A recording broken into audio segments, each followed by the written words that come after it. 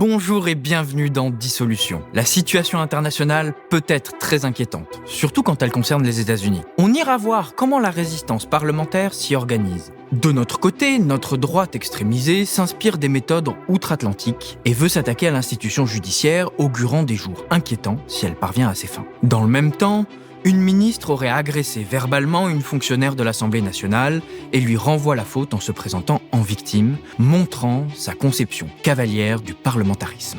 Tout ça, on en parle dans ce nouvel épisode de Dissolution.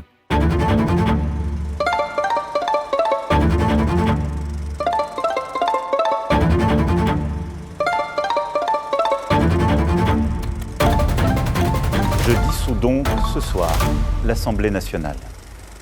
Dire que le macronisme méprise le Parlement, c'est ni nouveau ni original. Mais la semaine dernière, une nouvelle facette de cette attitude a été révélée au public. La ministre mise en cause a essayé de renverser les postures de victimes et de coupables, montrant encore une fois le mépris macroniste pour le Parlement.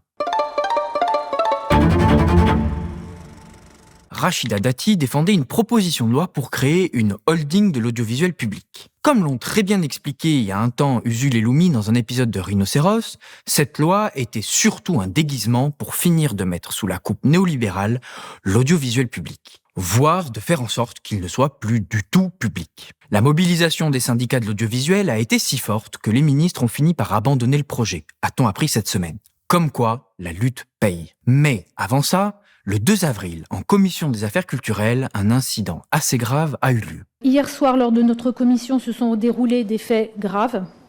Dans cette commission, je n'accepterai jamais que nous puissions manquer de respect à nos administrateurs. L'affrontement politique entre nous est une chose, mais il ne doit jamais exister, ni dans cette commission, ni à l'Assemblée, d'affrontement avec les administrateurs.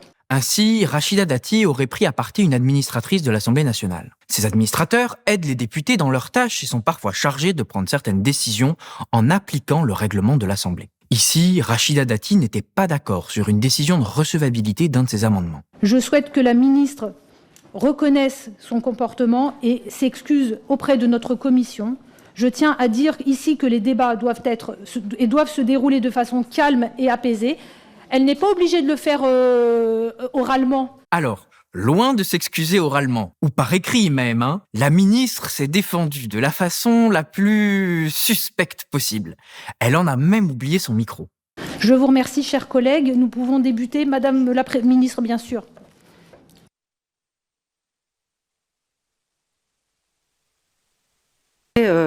À dire qu'hier, ce qui s'est passé hier, il n'y a pas eu, contrairement à ce qui a été propagé, je ne souhaite pas que cette commission et ces débats et ce texte, qui était en cours d'adoption, c'est peut-être ce qui est un petit peu gêné, soient instrumentalisés pour d'autres raisons. Pour des raisons d'obstruction ou pour des raisons politiciennes. Donc, il semblerait qu'elle agresse verbalement une fonctionnaire de l'Assemblée, mais quand on lui fait remarquer, c'est de l'instrumentalisation politicienne. Ça ne respire pas la remise en cause, tout ça, quand même, Et c'est allé de mal en pis. Elle a commencé par raconter ce qui se serait passé selon elle. Nous devions revenir à 21h, nous étions ensemble, pour certains députés, à la buvette, et nous avons appris par un mail que la séance était annulée pour le soir. Ensuite, j'ai vu des communiqués, puis un titre, vous allez comprendre, toujours ce petit côté sulfureux. Pour certains, c'est toujours ou un problème de légitimité ou un problème d'essentialisation, si vous voyez ce que je veux dire. En disant qu'il y avait eu une agression, qu'il y a eu des menaces, qu'il y a eu des insultes. Mais rassurez-vous, ce n'est pas pour reconnaître tout ça, mais bien pour nier en bloc. Et en direct, la parole de la victime, pourtant corroborée. Elles n'ont jamais existé. Jamais. Hier soir, lorsque nous avons eu des amendements, effectivement, quand l'administratrice a discuté avec la présidente en disant nous sommes obligés de suspendre puisqu'il y a un amendement gouvernemental qui ne correspond pas, évidemment, aux usages. Je me suis interrogée et j'ai interrogé l'administratrice pour dire pourquoi cet amendement n'était pas accordé dans la mesure où nous répondions à des amendements que nous considérions comme étant des amendements d'obstruction que certains ont reconnus comme tels. Alors non seulement c'est pas sa faute, mais en plus, si elle a dû déposer un amendement gouvernemental qui ne correspond pas aux usages, c'est à cause des autres qui font de l'obstruction. Et pour finir, elle minimise un peu tout ça. Il y a eu une réponse un peu vive, on s'en est expliqué et l'incident était clos. Entre-temps, en audition filmée, en séance, nous avons été interpellés, les rapporteurs et moi-même, nous avons été traités de laquais de Bolloré, d'une part, et ensuite, suite à cela, il y a eu, évidemment, personne n'a demandé ni d'excuses ni autre aux députés qui nous avaient traités de laquais de Bolloré, premier point. Ensuite, quand j'ai interpellé Madame la Présidente en disant « Je ne comprends pas pourquoi on a pu me répondre sur ce ton, vous-même, Madame, et tous ceux qui étaient sur ce côté-là et d'autres qui étaient ici, vous entendiez en disant « C'est un ton qui est employé par l'administratrice. » On a fermé le banc, terminé. Assez classiquement, elle renverse la responsabilité et se fait passer pour une victime dans cette affaire, avant de s'en prendre à un député de gauche pour avoir fait son travail. Il y a eu M. Saint-Toul qui s'est présenté devant moi pour dire « Mais pour qui vous vous prenez? Vous agressez, soi-disant, des fonctionnaires ?» On était... Non. Il y avait des parlementaires et des collaborateurs. Les députés ont montré leur mécontentement à cette réécriture de l'histoire, ce qui a passablement énervé la ministre. Non mais si vous pouvez me laisser parler, c'est bon. Et M. Saint-Toul m'a traité d'arriviste. J'ai dit on peut aller plus loin. Arriviste, pour une femme, on sait ce que ça veut dire. On sait aussi ce que ça veut dire que d'utiliser avec autant de mauvaise foi les problématiques féministes pour ne pas avoir à rendre compte de sa gestion. Or, rappelons-le, si l'administratrice de l'Assemblée a eu un comportement déplacé, ce qui est possible, c'est à sa hiérarchie de la sanctionner, pas à la ministre. En dressant le parallèle entre leurs deux situations, Rachida Dati oublie que elle est ministre, et que les ministres, ils sont responsables devant les députés. C'est donc tout à fait normal que les députés lui demandent des comptes, surtout quand il s'agit de ces relations toxiques avec leurs fonctionnaires parlementaires, à eux.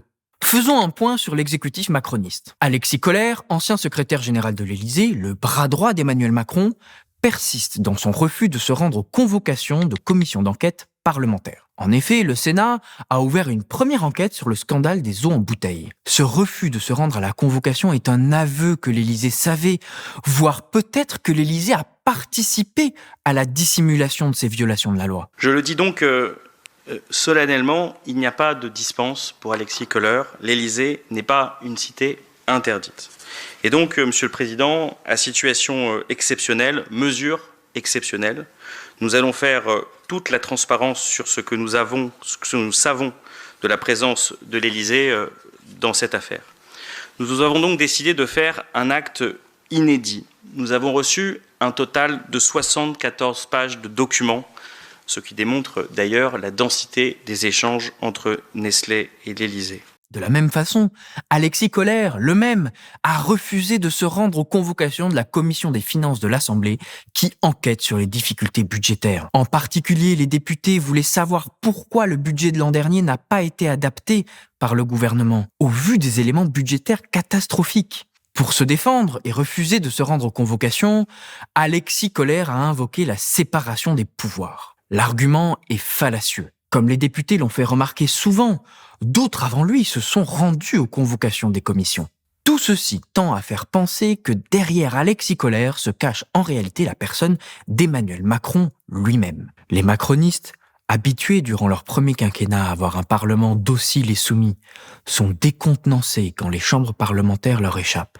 Les ministres s'énervent et se défoulent sur les fonctionnaires de l'Assemblée. Les fidèles du président fuient leurs responsabilités. Bref, les macronistes ont du mal à digérer le fait d'avoir perdu le pouvoir et ça se voit. Or, la séparation des pouvoirs suppose que les pouvoirs puissent se contrôler les uns les autres et surtout que le plus légitime d'entre eux, l'Assemblée nationale, puisse efficacement enquêter sur ce que le gouvernement fait en notre nom à tous. Cette séquence montre encore une fois que la classe politique et la société en général ont beaucoup d'efforts à faire avant de se débarrasser de ces comportements problématiques. Et en parlant de problématiques, rubrique suivante. La semaine dernière, avec Camille, nous avions décortiqué les enjeux démocratiques, politiques et moraux de la condamnation de Marine Le Pen. Mais de nouvelles questions ont été propulsées au devant de la scène. Et c'est ce qu'on va analyser cette semaine. L'extrême droite n'a pas arrêté de hurler et de s'agiter dans tous les sens pour dénoncer ce soi-disant scandale. Voilà les magistrats qui refusent à Marine Le Pen le droit effectif à l'appel, à la présomption d'innocence qu'elle confère. Voilà des magistrats qui refusent à Marine Le Pen d'être candidate en appliquant l'esprit d'une loi postérieure aux faits reprochés. Voilà des magistrats qui criminalisent le droit à la défense, aggravant une peine, car Marine Le Pen avait le seul tort de faire valoir son innocence. Voilà des magistrats qui laissent envoyer hier à toute la presse parisienne et à nos adversaires le jugement que nos avocats n'ont eu que ce matin. Voilà des magistrats qui, dans ce jugement, avouent que la candidature, l'élection de Marine Le Pen serait un trouble à l'ordre public. Voilà finalement des magistrats qui appliquent la promesse du syndicat de la magistrature, celle de faire barrage par tous les moyens, les pires moyens, à Marine Le Pen. Pour renforcer ces hurlements, ils ont annoncé un grand rassemblement pour marquer le coup, avançant que des millions de Français étaient choqués. Moi, je vous appelle d'abord à vous indigner. Je crois que des millions de Français sont indignés et notre rôle est aussi de permettre aux Français qui sont en colère de s'exprimer pacifiquement, démocratiquement contre ce qui leur apparaît comme une décision non pas de justice mais d'injustice. Bon, l'extrême droite, ils connaissent pas bien les manifs. Ceux qui connaissent bien, c'est les petits trucs d'ultra. Une source proche du dossier déclare aux Parisiens que ces 300 supporters étaient considérés comme à risque et ont été escortés avant le match par les forces de l'ordre. Cette source confirme également qu'ils ont chanté des chants patriotiques, effectué des saluts nazis et qu'ils portaient sur eux des barres en fer, des bâtons et des matraques. Et sans surprise, ça a été un flop magistral. Le RN a eu du mal à rassembler 8000 personnes. On est très loin des millions. À côté de ça, même les macronistes, pourtant pas hyper rodés en termes de manif, ont fait mieux. Et ils ont eu l'air de tenir un discours très offensif. Comment être crédible face à un mineur délinquant si les politiques n'ont pas à respecter les règles? Ça ne peut pas tenir si l'exemplarité n'est pas partout. Alors je le dis, tu voles, tu payes, surtout quand on est un responsable politique. Cette position martiale cache mal les facilités dont a bénéficié Marine Le Pen sous le regard bienveillant des macronistes. La défense de Marine Le Pen dans les médias, on l'a vu, est assez classique. Les juges sont méchants. Alors, est-ce vraiment le cas? Regardons d'abord le fond de la condamnation. On notera que le tribunal a condamné Marine Le Pen à l'inéligibilité pour 5 ans, alors qu'elle a participé à un détournement de plus de 4 millions d'euros. Comparons. De son côté, François Fillon, lui, n'a été condamné que pour un détournement d'environ 800 000 euros. Et il a été déclaré inéligible pour 10 ans. Sur le fond de la peine, le tribunal n'a pas été aussi dur qu'il a pu l'être avec d'autres justiciables. Ce n'est donc pas vrai que Marine Le Pen a pris très cher. Ce qui a beaucoup fait parler en revanche, c'est l'exécution immédiate, dite provisoire, de la peine d'inéligibilité. Comme l'a rappelé le député MoDem Erwan Balanant, l'exécution provisoire, elle est surtout là pour éviter la récidive. Avant l'exécution provisoire, qu'est-ce qui se passait? Souvent, vous aviez des personnes qui faisaient appel, tout en sachant qu'ils allaient avoir leur premier jugement confirmé, mais simplement pour gagner du temps. Et pour gagner parfois 1 an, 2 ans. Et donc se représenter et donc parfois être réélu. Et ça pose un problème. Ça pose un vrai problème. Et donc c'est pour ça que moi je ne suis pas contre l'exécution provisoire à titre personnel. Et je pense que c'est quelque chose qui peut protéger notre société. Alors, comment fait-on pour évaluer ce risque de réitération? On applique la même règle que pour tous les autres condamnés. On regarde si le coupable reconnaît sa faute. De ça, Marine Le Pen s'en est beaucoup servie.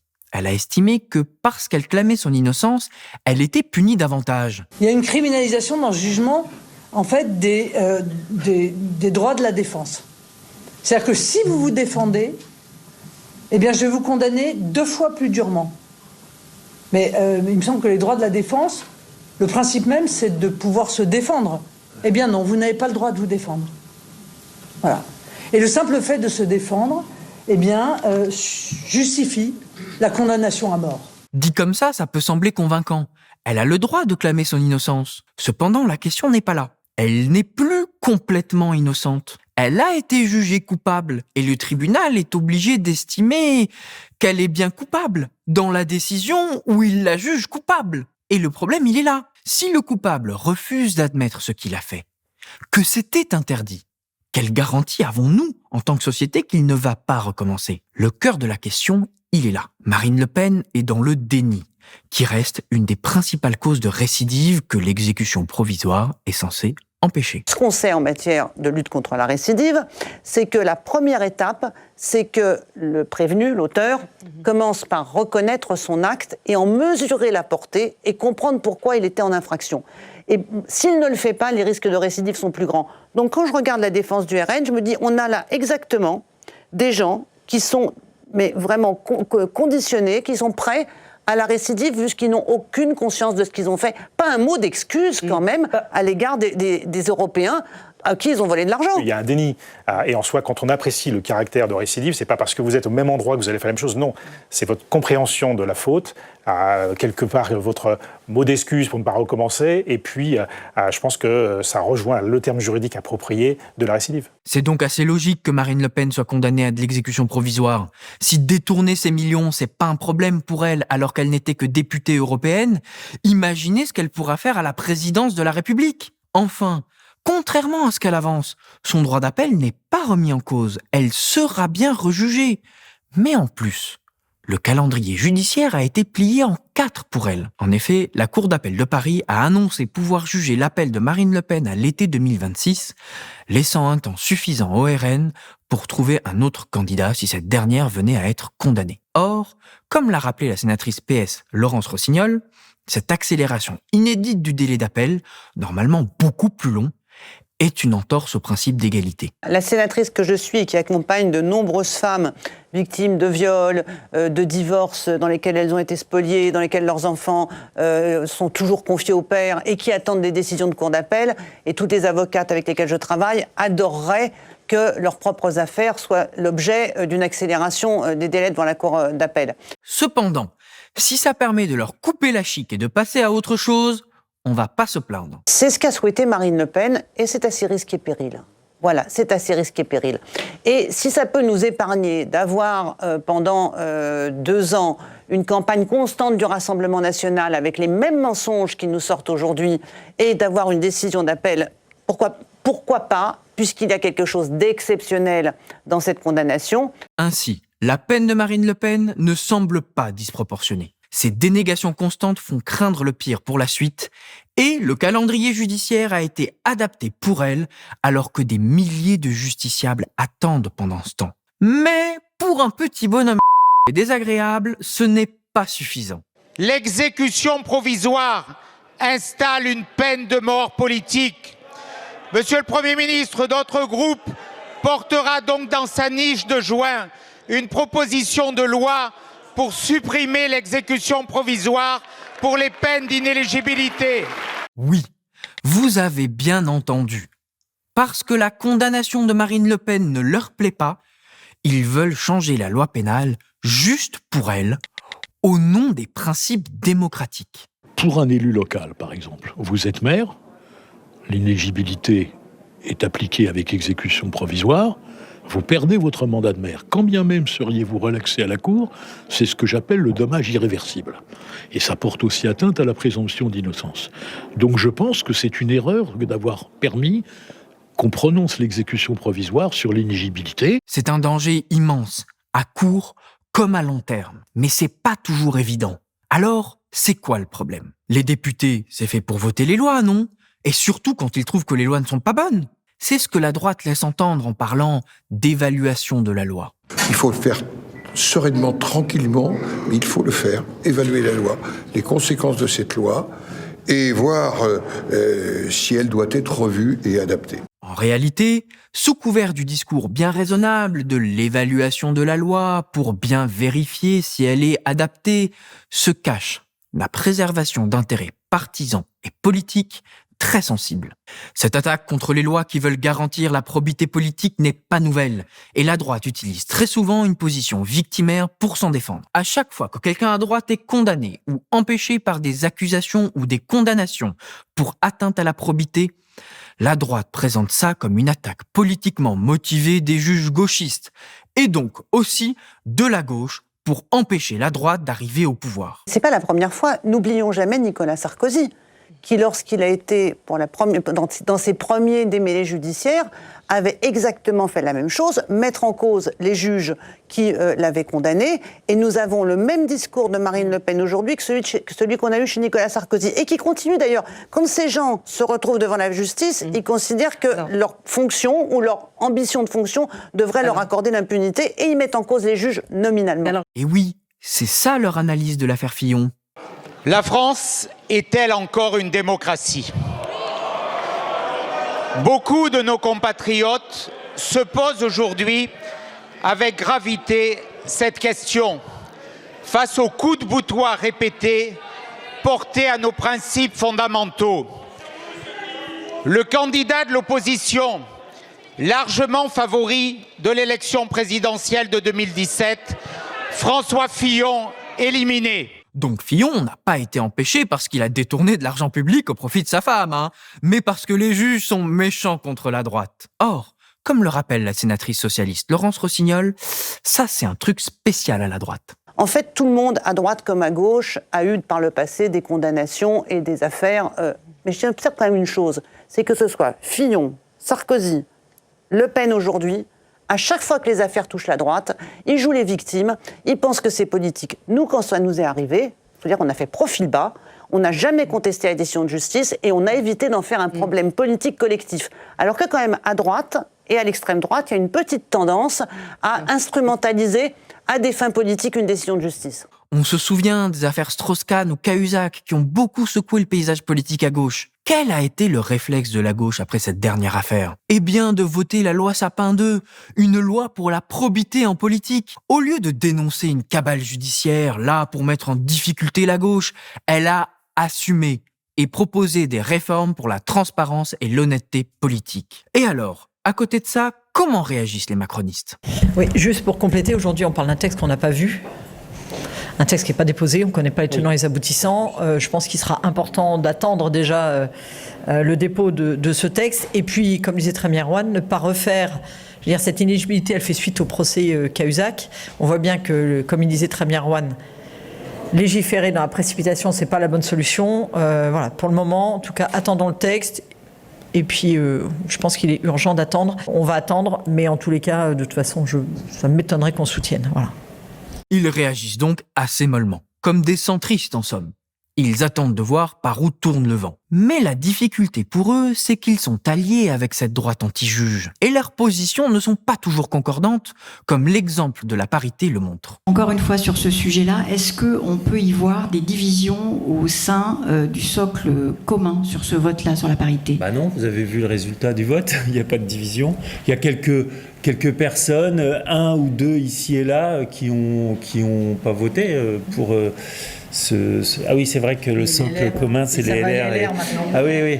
Je vois que je viens de faire une bourde. Non, pas une bourde, mais une boulette, mais qui veut dire quelque chose. Effectivement, oui, effectivement. Effectivement, le centre n'est pas très à l'aise avec les conséquences de cette alliance à droite.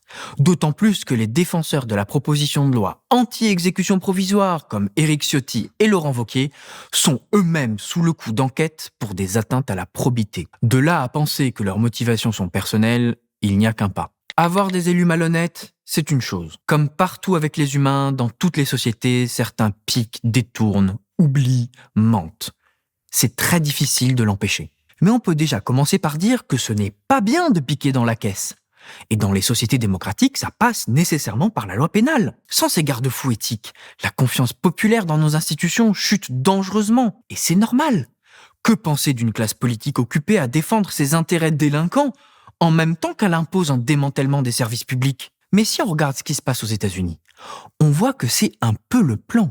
À force de mentir dans tous les sens, la notion même de vérité finit par disparaître. Les choses sont vraies parce qu'on veut qu'elles soient vraies. Et c'est ainsi que les gros mensonges sur le soi-disant ensauvagement de la société et sur les dangers de l'immigration deviennent acceptés par les Français. Avec cette stratégie, l'extrême droite fait d'une pierre 3 coups, comme aux États-Unis. D'abord, elle arrange ses affaires pénales et évite d'être punie. Ensuite, elle jette le discrédit sur les juges et l'institution judiciaire pour s'assurer qu'ils n'auront pas l'idée d'appliquer la loi quand elle leur est défavorable. Enfin, ils aggravent la fracture sociale, leur permettant d'avancer encore plus leurs idées nauséabondes.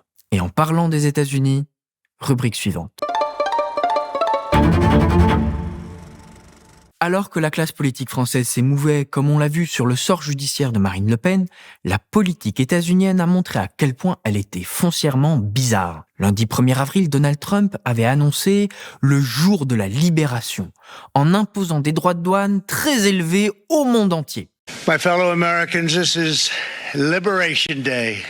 Waiting for a long time. Des droits de douane qu'il a appliqués même aux îles McDonald, qui ne sont pourtant peuplées que par des pingouins. They manipulated their currencies, subsidized their exports, stole our intellectual property, imposed exorbitant VAT taxes to disadvantage our products, adopted unfair rules and technical standards, and created filthy pollution havens. They were absolutely filthy, but they always came to us and they said, we're violating, we should pay for it. Entre-temps, par tweet, Donald Trump a fait demi-tour en annonçant une pause de 90 jours sur ses droits de douane. Mais au Sénat américain, le 1er avril, quelque chose d'un peu particulier avait déjà commencé. Un sénateur démocrate du New Jersey, Cory Booker, s'est lancé dans un marathon verbal de 25 heures ininterrompu. I rise with the intention of disrupting the normal business of the United States Senate for as long as I am physically able. On peut se demander à quoi donc peut bien servir de parler sans arrêt pendant 25 heures.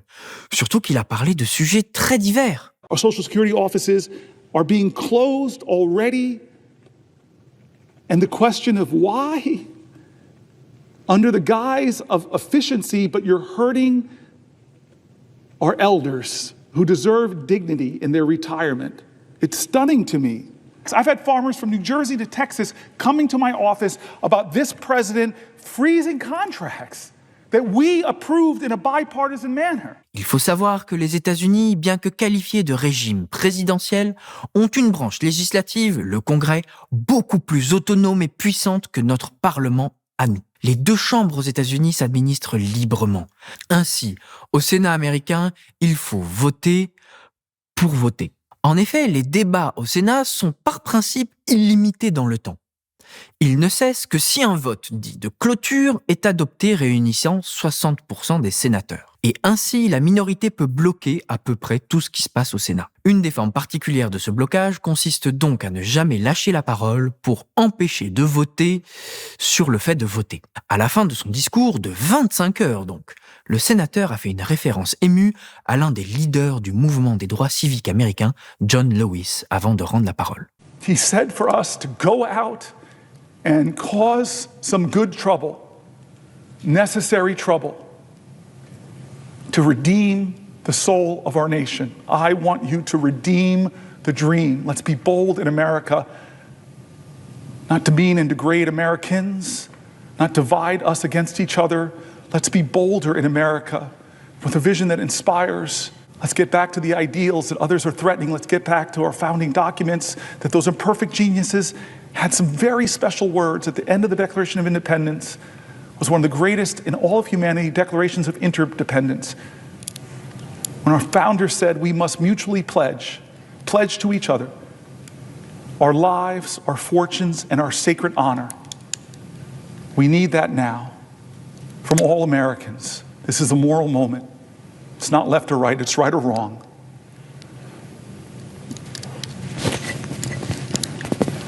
Let's get in good trouble. My friend, Madam President, I yield the floor.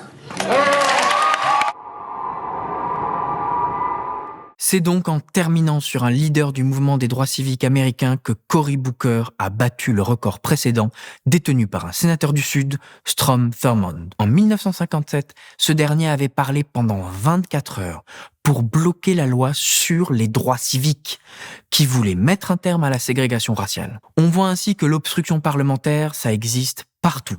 La question qui reste pendante à chaque fois, c'est de chercher la raison derrière tout ça. Cory Booker cherche à défendre les droits des petits Américains et des minorités dévorés par les politiques nationalistes et capitalistes de Donald Trump. En France, on l'a vu, les alliés de Marine Le Pen préfèrent lui assurer l'impunité.